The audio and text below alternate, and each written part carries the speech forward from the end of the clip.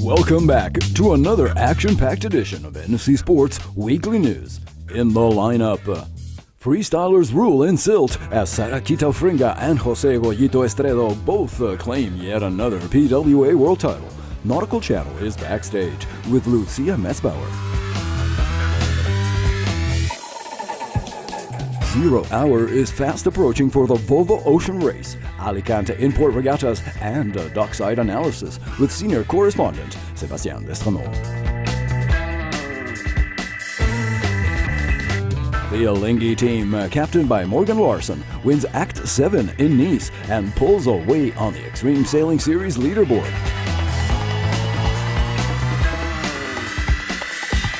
Florence wins in France, and Stephanie Gilmore takes Portugal as the ASP-WCT 2014 season comes down to the wire. Gary Hunt seals his 4th Cliff Diving World Series title in the spectacular Bilbao. NC Sports, plunge into the action.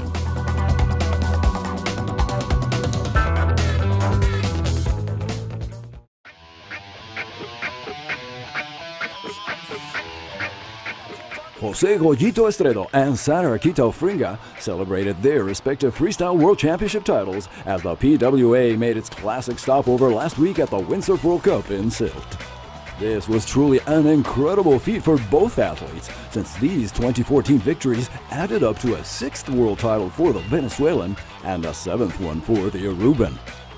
In other results from Sylt, Israel's Arnon Dagan had a massive performance in men's slalom by pushing back the strong French championship leader Cyril Moussouli-Mani, finishing 2nd, and his compatriot Julien Quintel in 3rd.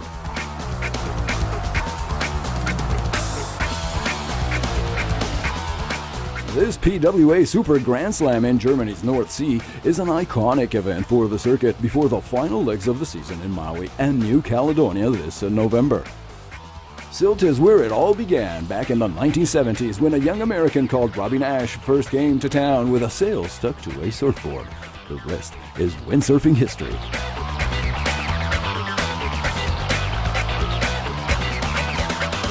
Nautical Channel host Lucia Metzbauer was on location for a complete report on Sylt from the Davidoff Coolwater Windsurf World Cup. Here's a special preview.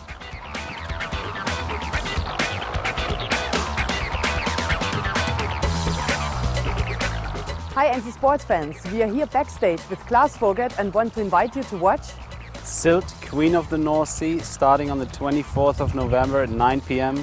only at Nautical Channel.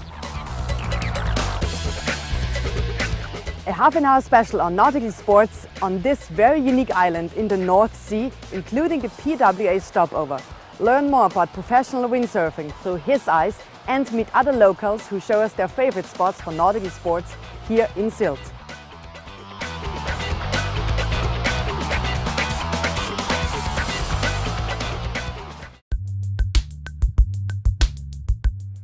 Charlie's Andra's smile says it all as he leads his young team Alvi Medica's crew to victory in the opening import race in Alicante. You're watching the Sailing Updates Desktop News. Welcome to the office. There is a long way to go. However, the Alicante import race's success is a confidence boost for the Turkish-American team. Amazing. It's really tough sailing. You got to catch a couple breaks, but we put ourselves in a position to capitalize on some mistakes by other boats. And for us, it's keep chipping away, and this time we happen to come out in front.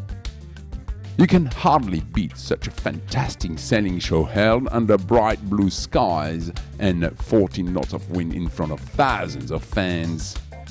Abu Dhabi is denied a triumph by a mere 5 seconds, with Spanish entrant Mapfre third, a further 25 seconds adrift. This edition of the Volvo looks great.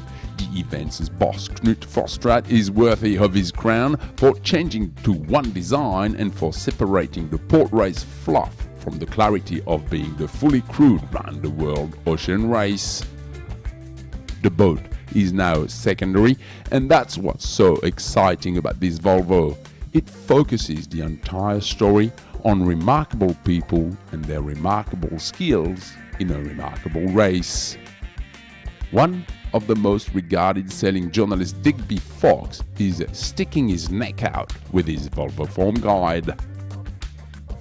Theoretical favorite is Abu Dhabi. Skipper Jans returns to the race with an ace crew. They smashed the round Britain and Ireland race and will start with a target on their backs. Mark Frey is the pick of the bunch. Iker Martinez and Javi Fernandez are tough and determined. The duo has a secret weapon in the name of Michel Desjoyaux alias El Professor. Give them a leg to get up to speed, then sit back and watch out.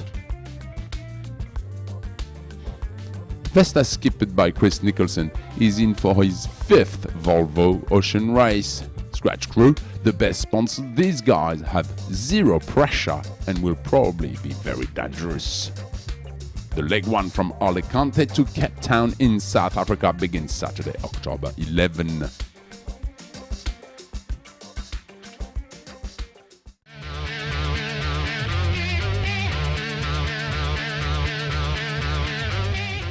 The Extreme Sailing Series is also near the end of the 2014 season and reached a decisive moment last Sunday for Act 7 in Nice, as Morgan Larson and Team Alinghi finally unlocked the endless stalemate with Leigh McMillan and the Wave Muscat crew. Yeah, it was fantastic to end on a high note. You know, we had a nice margin going into the day, and there was a lot of potential to really put some points on the Wave, and then we slipped, and they were sailing well. The pressure came back on us, we started to sail a little better, and it was great to end it on a high note.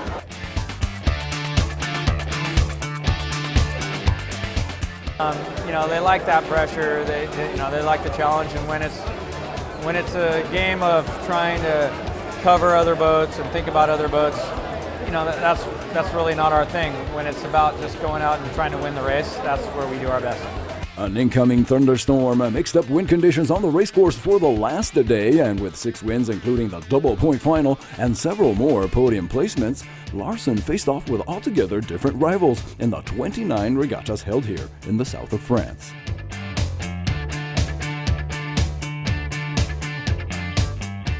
On their path this time was the other Swiss crew on the circuit, with Jérôme Clerc's Real Team, who with 3 wins of their own added high scores and managed to close 12 points behind Larson in second place.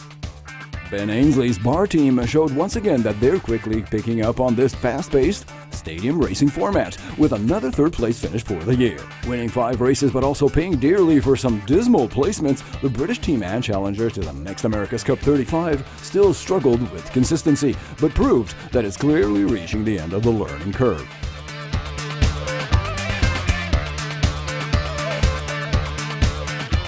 The real debacle in Nice was instead on board the Wave Muscat, with a whole 11 races finished at the end of the fleet, 4 wins and a handful of podiums only added up to a distant 8th place. Alinghi is now resting on a comfortable 9-point lead, so holding on to the world title for the Omani squad becomes ever more difficult, but never impossible. You know, you learn from these lessons, and you know, we've had a good run for the last 2.5 years, nearly 3 years, and it's only a matter of time until you slip up and make some mistakes, and you learn from those, and we'll go back into Sydney still looking to win.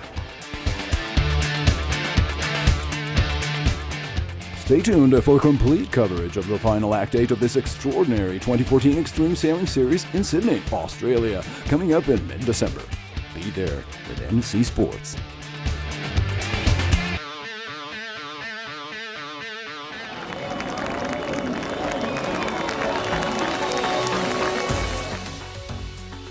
With 2 finals reached and lost in the last 2 events, it was pretty clear that John Florence was on the rise in the ASP World Tour. And confirmation came swiftly last week with a huge victory at the Quicksilver Pro in France. Posting 9s and 10s, this time the Hawaiian did win his last match with an authoritative 16.0 to 4.57 against Brazil's Jadson Andre, another unexpected finalist. Compatriot and world number 1 Gabriel Medina was instead eliminated in the quarters by Australia's Josh Kerr, but still added valuable points to his now substantial overall lead in the season.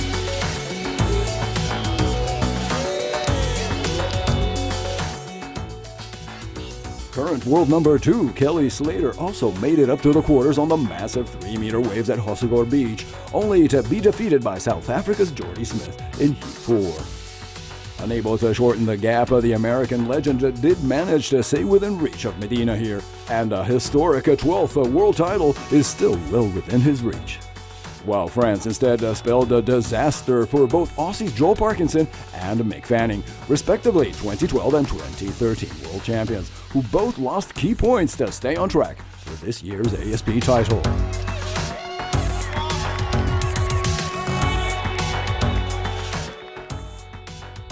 As the men's tour now moves on to the Moche Pro in Portugal, the ladies' tour has just concluded proceedings at the Cascais Pro this week with a stellar victory by Stephanie Gilmore. Also very much on the rise, the 5-time world champion defeated fellow Australian Sally Fitzgibbons in a very close 15.36 to 14.44 final, and also took away her lead in the ASP World ranks. Tyler Wright held her own up until the semi-final match with Gilmore, lost to 14.60 to 15.60, but the other top Aussie still added points on the board to stay in third place.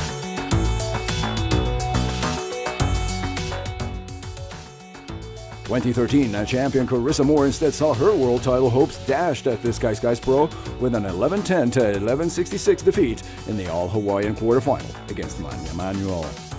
Watch out, surf fans, the ASP World Championship Tour is now at its peak. All the action coming your way on NC Sports.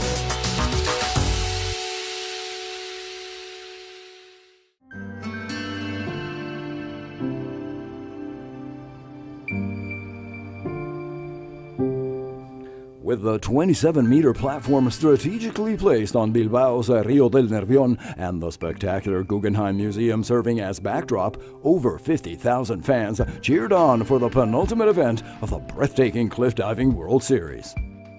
The battle for this year's title was a heated one, as 2013 champ Artem Silchenko and 3-time world champ Gary Hunt held their final duel for the 2014 crown. For the delight of the crowds and all, this was a dive-per-dive affair, with both athletes posting over 500 points in the event.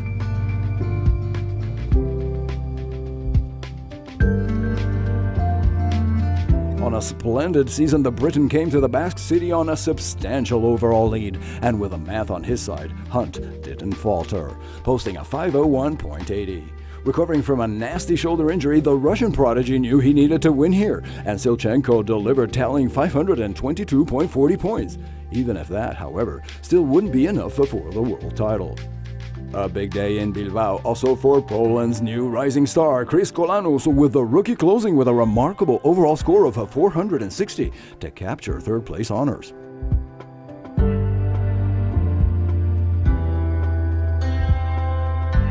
The last stopover of the 2014 season is scheduled for next week in Mexico's Yucatan. But with a second place here in Bilbao and a 200-point lead in the championship, Gary Hunt has now already secured his 4th world title in the 6-year history of the Red Bull Cliff Diving World Series.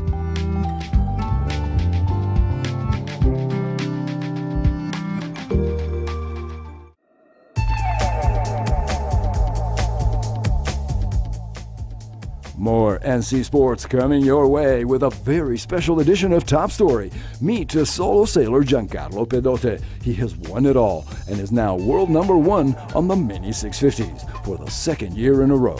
Premiering this Saturday at 5 p.m. only on Nautical Channel. Plunge into the action with NC Sports.